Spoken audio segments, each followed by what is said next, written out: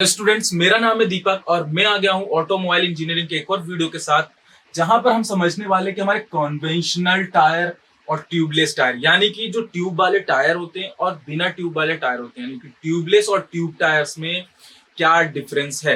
Video का आप and तक देखिएगा, काफी बेहतरीन से यहाँ पे इजी डिफरेंस बताने वाला हूँ, 6 से 7 डिफरेंस बताऊंगा। काफी इंफॉर्मेटिव होने वाला है वीडियो। चलिए, अब सबसे पहली चीज तो हमें कुछ डिफरेंस ऐसे हमें पता होने चाहिए जो कि अगर हम नहीं भी इसके बारे में नहीं भी स्टडी हो, में नहीं भी पता, तब भी हम एग्जाम में लिख के आ पाए। तो सबसे पहला तो ये मैं आपको बताता हूँ बेसिक सी चीज।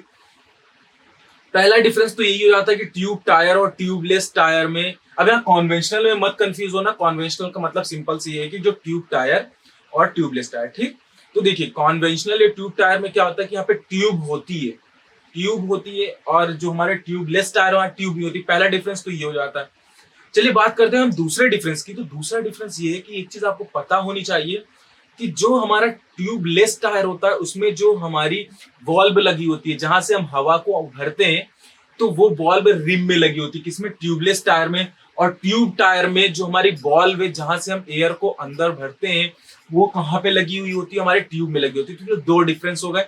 तीसरा डिफरेंस मैं आपको ये बताऊंगा, आपने ये देखा ही होगा कि जब आप लोग की गाड़ी पंचर हो जाती है, यानी कि आपका ट्यूब टायर पंचर हो जाता है, ट्यूब टायर, तो वहां पे क्या होता है कि जो हमारे ट्यूब वाले टायर हैं, डायरेक्टली उसमें पूरी हवा निकल जाती है और वहां पे एक्सीडेंट के चांस बन जाते हैं। क्योंकि देखिए, जैसे ही हवा निकलती है गाड़ी हमारी बैलेंस खोने लगती।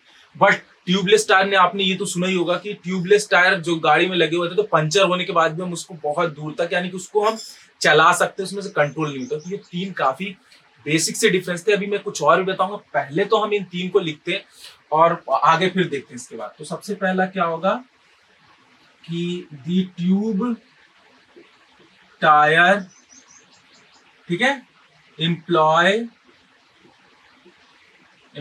ए ट्यूब, मतलब एम्प्लॉयज ए ट्यूब मतलब इसमें ट्यूब होती है और इसमें नहीं होती है। Tubeless tyre does not employ a tube. पहला ही डिफरेंस हो गया, ठीक है, इजी था।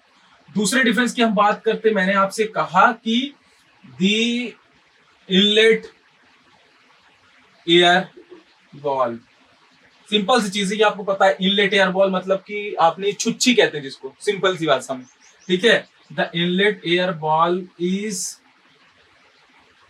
कनेक्ट विथ ट्यूब के साथ, ठीक है।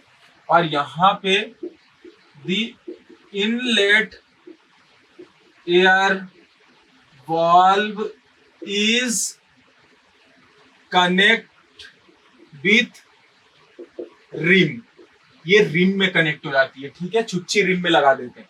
तीसरी चीज आपको मैंने क्या कहा है कि पंचर के समय, during the time of puncture the air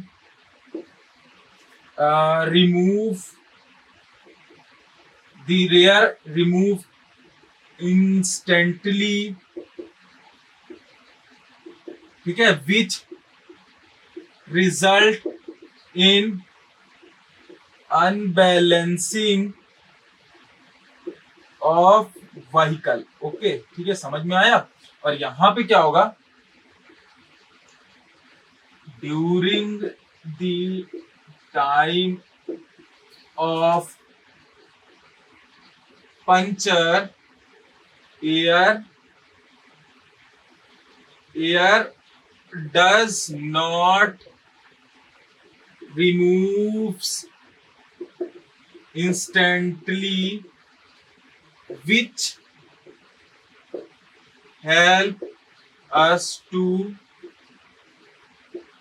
balancing a vehicle, ठीक है। चलिए अब हम बात करते हैं चौथे डिफरेंस की। तो एक चीज मैं आपको बता दूं कि जो पुराने टायर से अब भी, जो पुराने टायर्स होते थे, यानी कन्वेंशनल टायर्स होते थे, यानी ट्यूब टायर होते थे, वो हैवी वेट को लोड कर सकते हैं। बट ट्यूबलेस टायर उतने ज्यादा हैवी लोड को नहीं वियर कर सकते। मतलब जहां बहुत बड़ी बड़ी मशीनें हैं, जैसे कि मैं आपसे बात करूं, हमारी जेसीबी है, ट्रक्स है, वहां पर मेनली हम ट्यूब टायर को यूज करते हैं जहां बहुत ज्यादा हैवी लोड को बियर करना। तो यहाँ पे क्या लिख सकते हैं कि tube tyre bear heavy load, ठीक है। और tubeless tyre does not bear heavy load, इतना हैवी लोड ये बियर नहीं कर सकता, ठीक है। अब मैं यहाँ पे बात करना चाहूंगा, कॉस्ट इसकी कम होती है, cost of tube tyre is less, ठीक है। अब देखिए कॉस्ट क्यों टायर है, क्योंकि अगर आप एक ट्यूबलेस टायर लेंगे, जैसा कि मेरे पास पल्सर है, तो उसका हम ट्यूबलेस टायर लेते हैं तो सीएट का कर लिए तो 2600 के अराउंड आता है, ठीक है। मैंने 2 साल पहले डलवाया था, अभी का मुझे नहीं पता। तो ट्यूबलेस टायर जो है वो 2600 रुपए का आया, 2600 का। बट अगर मैं वहीं पे ट्यूबलेस टायर लेता तो हो सकता है कि उसमें अराउंड 350 के आसपास रुपए की ट्यूब डलती और 1200-1300 का टायर आ जाता। तो एक तरीके से मैं कहूँ तो जो हमारे कॉस्ट जो होती है वो ट्यूब टायर की कम होती है और इसकी ज्यादा होती है। ट्यूबलेस टायर इज कॉस्टली, ठीक है, इसके कंपैरिजन में कॉस्टली होता है। इसके बाद एक बहुत इंपॉर्टेंट चीज, इसका मेंटेनेंस हाई है।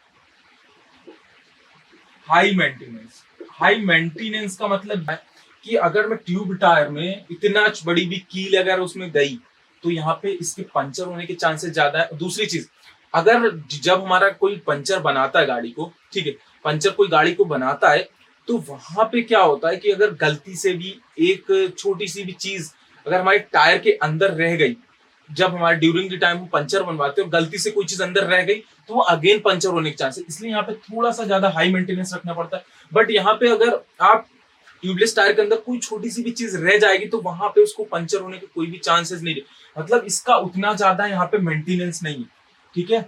इसके कंपैरिजन में लो मेंटेनेंस है।